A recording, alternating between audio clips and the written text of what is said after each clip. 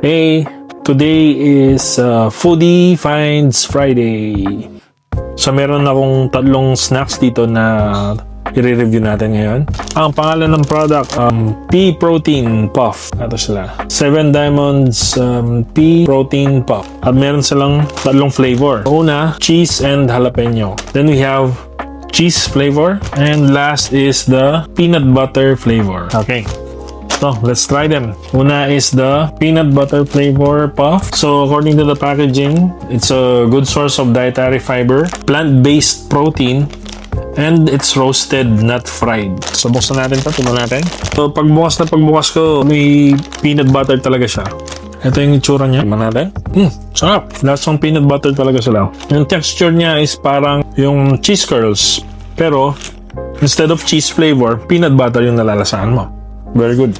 At yung kalasa niya na peanut butter ay yung Diddy's peanut butter, yung manamis-namis na medyo may konting alat. Ganun na ganun yung lasa.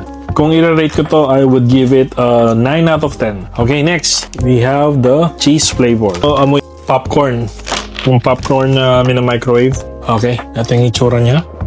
Tingnan natin. Not bad. Lasang typical na cheese balls. Pero, mas may konting lutong siya.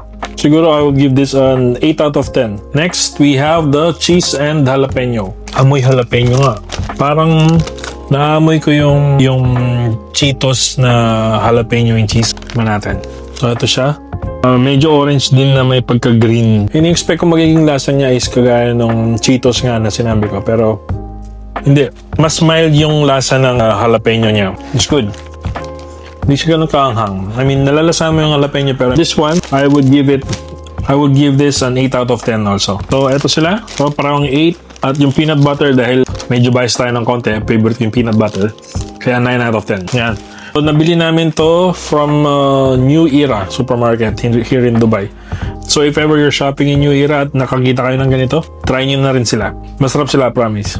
Give me a follow for more foodie finds and I'll see you in the next one. Peace!